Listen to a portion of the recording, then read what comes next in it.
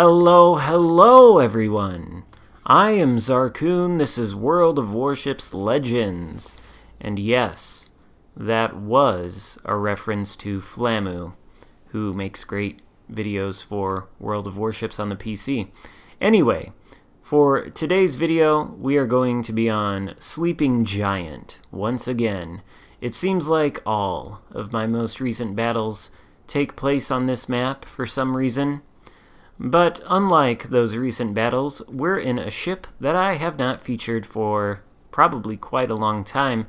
That is the Tier 7 Premium Soviet Cruiser Mikhail Kutuzov. You'll note at the start of the video that I did not put up a screenshot of my commander build. Someone in the comments is likely to ask me what it is, because it seems like every time I don't put up a screenshot of my commander build in the video, and even sometimes when I do, I get asked, what is my commander build? Well, if you really want to know, I'm using Nikolai Kuznetsov with a full sort of offensive range build and equilibrium of power selected as one of the legendary skills. If you're familiar with the Russian cruiser line and the commander choices you have, essentially there are two that are cruiser-focused commanders. They are Nikolai Kuznetsov, and I can't remember the other guy's first name, but his last name is Makarov. And I don't really know anybody who advocates using Makarov over Kuznetsov. Kuznetsov is almost certainly the optimum choice for the Russian cruiser line, and playing the Russian cruiser line, the use of Kuznetsov as your commander is almost mandatory if you want to get the best out of any of the Russian cruisers. There are a couple of lines in the game for which that same sort of thing is also true, or at least you could make the case that it's true. The one that comes to mind, and one that will be relevant in this game, is the American battleship line. Now, I'm sure there are many people who would say that Sims is the optimum commander for the American battleship line, and probably most of you who are watching this and play the American battleships use Sims, or at least you want to use Sims. I'm sure there are those of you out there who would make the case that Lee is the better commander choice. And, you know, I would be open to that suggestion, especially for the USS Alabama. I think that ship could function very well under the command of Lee. But that's not really the point. The point is going to become clear a little bit later on in the game. This video is not really at all about the Mikhail Kutuzov. It's more about a team-oriented play that I make, and it's a play that I think directly contributes to the outcome of this game. Here, though, I would like to point something out. We now see before us a very good case to be made for bringing the Neptune's Beard command back to the command wheel there. That York, at least I think it was York, just rammed me and pushed me out of cover from behind that island. Why he did that, I don't know. I assume he wasn't paying attention to the course he was sailing.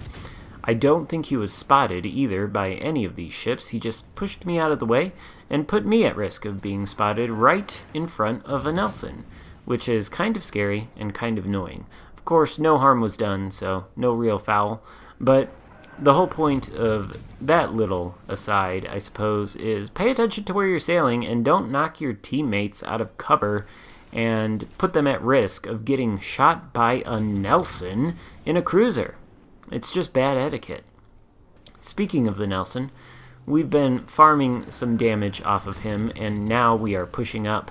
You'll notice that there are no destroyers in this match on either team, so that makes the issue of flipping cap circles a little bit trickier. Obviously, cruisers and battleships both have bigger detectability ranges, or can be detected at longer ranges than any destroyers in the game. So, being seen means you're probably likely to be shot, and if you're being shot inside of a cap circle, you aren't going to be taking it very quickly. So, we do have some friendly ships in the Bravo cap, but as of right now, 6 minutes have passed in this match, and nobody has actually flipped a cap. You know what? I stand corrected. I should never make these statements, because as soon as I said that, look at that. The Alpha cap has been flipped by our team. That's good. What's not good is that we are starting to attract the attention of several ships out here, and we are taking some fire. So we do use the smoke screen to conceal ourselves. Luckily, we don't have to worry about any destroyer getting close to us. The Kutuzov does have a 7 or 7.5 kilometer smoke firing penalty, so if it is smoked up like this and a destroyer is able to get within 7 kilometers of the smoke screen, it will spot the Kutuzov for its teammates to shoot. That is one good way to counter this ship when it is sitting in smoke, as I am. Unfortunately for the enemy team, they don't really have that option. It looks like that Mogami is a prime target for sinking. And, oh, look at this. We have a friendly Leon pushing through our smoke screen. Luckily, he takes care not to ram us out of the smoke screen, so nice on his part. At this point, we're just kind of evaluating what we want to do. The Kutuzov, at least in my opinion, is not a ship that does supremely well being very aggressive. It doesn't have the thick armor of ships like the Baltimore or the Wichita. You really don't want to be taking too many shots from battleship caliber guns in this ship.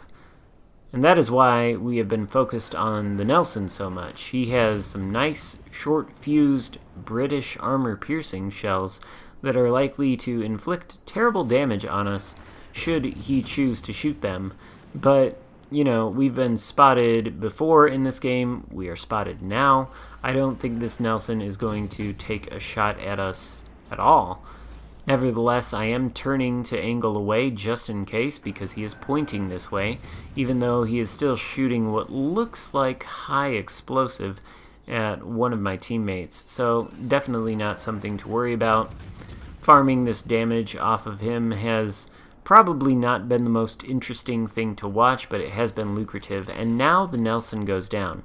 There are 3 enemy cruisers out there, though. To the south of that little island in front of us, there's a Shores, I think a Wichita, and a Flint. We've got a friendly Leon pushing up, and we've also got a friendly Iowa that is going to come into play somewhere in the near future.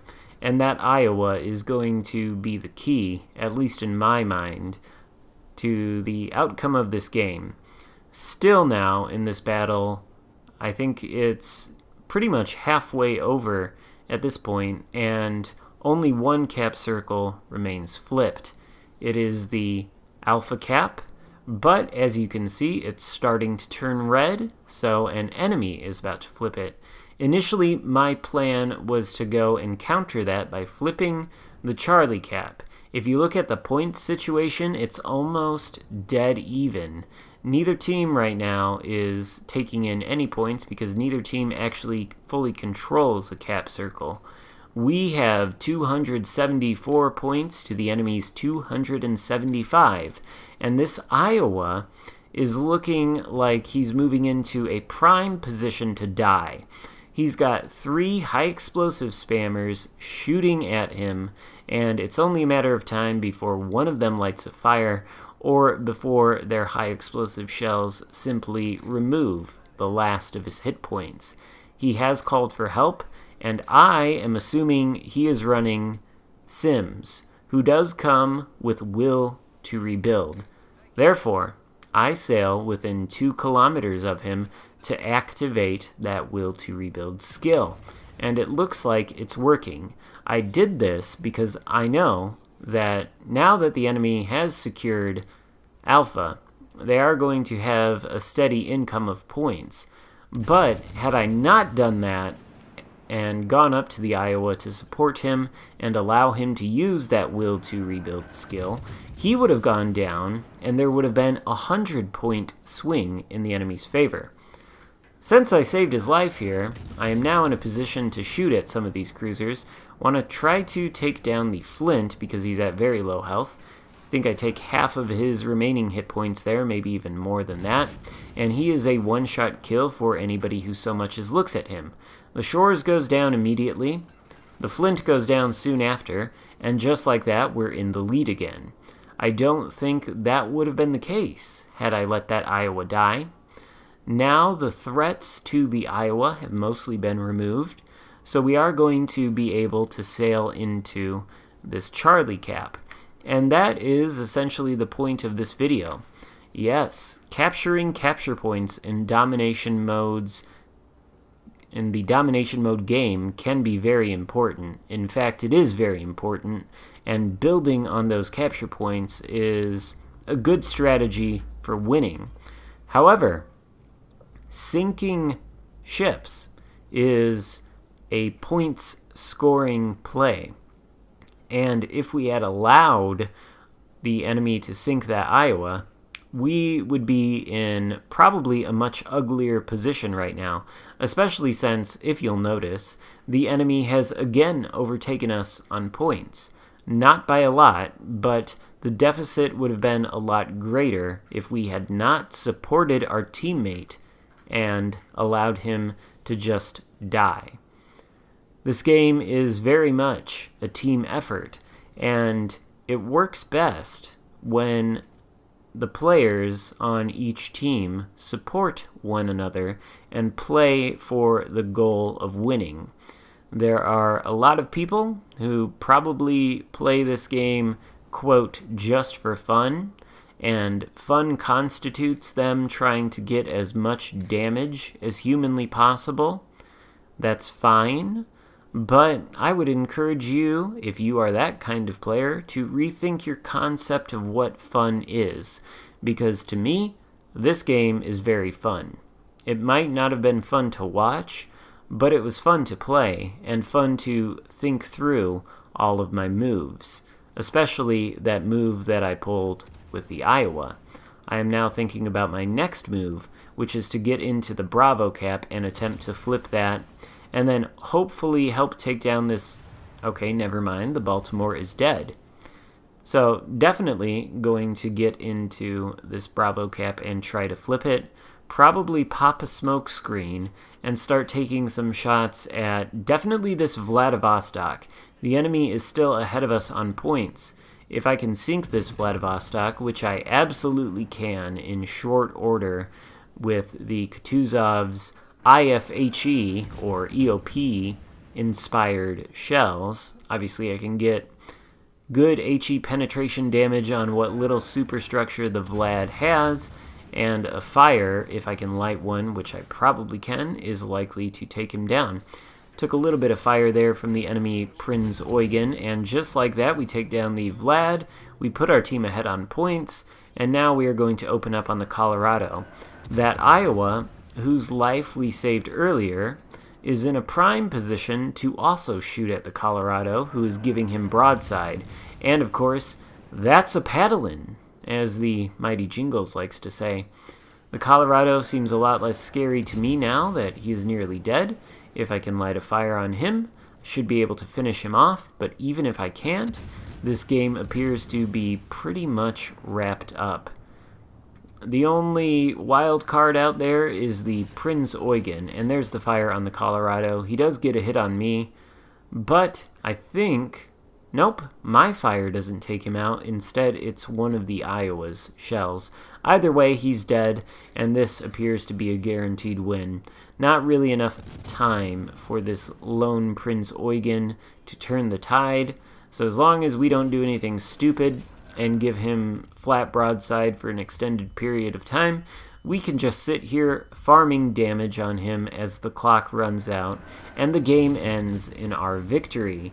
A victory won by teamwork. Something that you don't see as often as I think you should in this game. Hope you enjoyed it. If so, give it a thumbs up and consider subscribing if you haven't already done that. Thank you so much for watching and for all of your support. I will see you next time. Goodbye.